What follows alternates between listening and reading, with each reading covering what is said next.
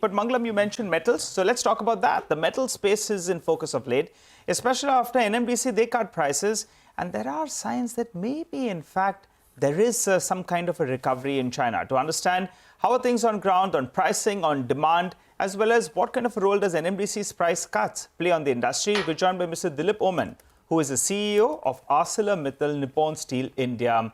Hi, Mr. Oommen, good to have you on the show after a while and hope you're doing well. Well, let's get straight to the basics then with regard to the industry. How are demand trends as of now? Could you tell us what are your capacity utilization levels? Thank you very much and good morning to all. Thank you for having me on the channel. As Pleasure. far as our utilization is concerned, it's about 90%, and it's a similar figure for the rest of the industry in India as well. Got it. All right. And so demand, if you're functioning at 90%, it would mean the demand is fairly strong, right? No slowdown. The demand is strong. It's led by the infrastructure push. But unfortunately, the only hiccup is that there are a lot of imports coming in. If you look at the data over the last 5 months, we have turned to be a net importer from being a net exporter. This is the average of the last 5 months. And, you know, the problem is that there is a serious excess production in China, and China produces half the steel in the world. So it is said that if China coughs, if China sneezes, the rest of the steel industry will catch a cough. For that, we have to keep our immunity level high, and therefore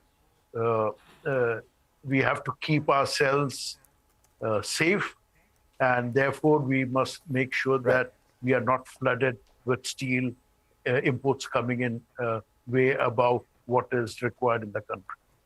Well, Mr. Oommen, let's take your, China sneezing and the world catching a cold parable a little forward. If you could define the extent to which the world would have caught the cold. I mean, basically what I want to know is how steel prices have moved over the last 3 months. How do they compare to the previous quarter? See, if we compare ourselves with, let's say, beginning of October, the steel prices have come down by about 8%. And what had happened is that the coking coal price and iron ore prices had not come down in accordance with the steel prices. But of late, yes, the coking coal prices have come down. Iron ore prices in some regions had come down in India. NMDC has announced a small reduction of price over the last 2 days. More is, it's not enough.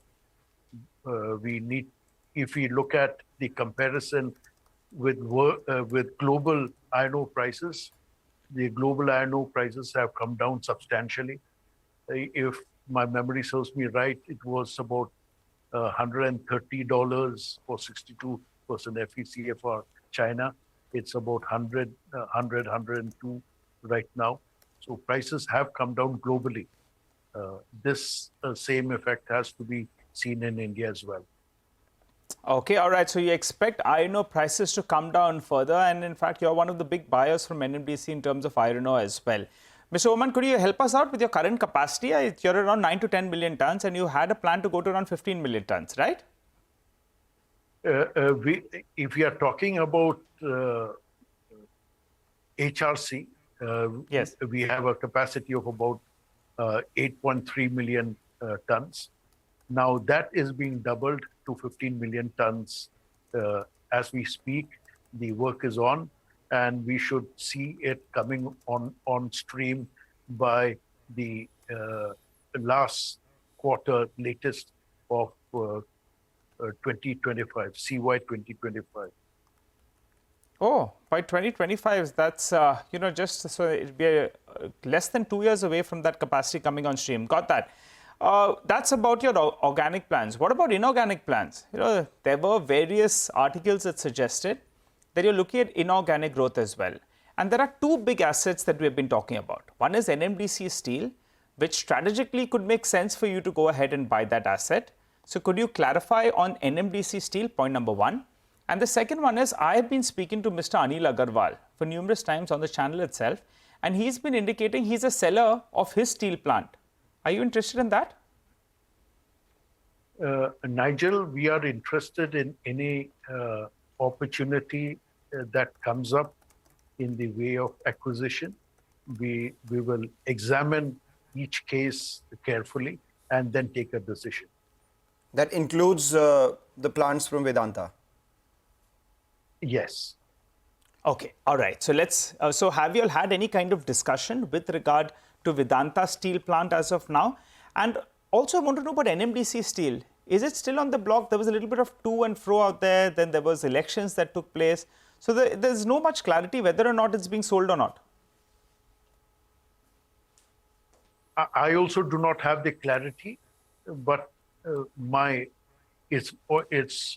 personally, I believe that after the elections, we can see much more of bold, progressive decisions being taken by the government.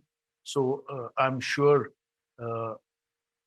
at some point of time it'll be put on the block.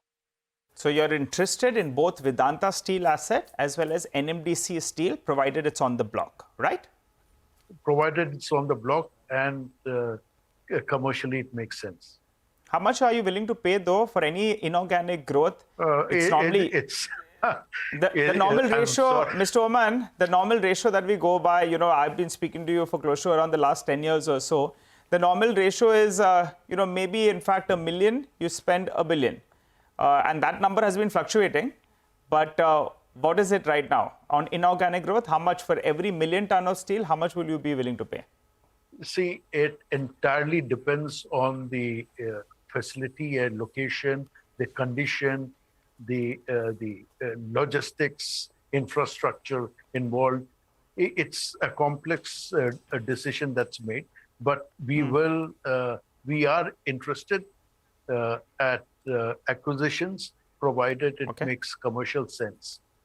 Okay, all right, Mr. Oommen, we appreciate you joining in. You're saying that demand is fairly good. The Chinese imports that are coming in there, that's a bit of a worry. Steel prices have corrected, but raw material costs haven't corrected as much. And you and your team are looking at nearly doubling your capacity to around 15 million tons. In inorganic growth, you'll have to look at it. But for the time being, you'll be interested in Vedanta's asset as well as in NMDC Steel, provided it's on the block. Always a pleasure talking to you, sir. Thanks so much for joining in and filling us in with all of those details.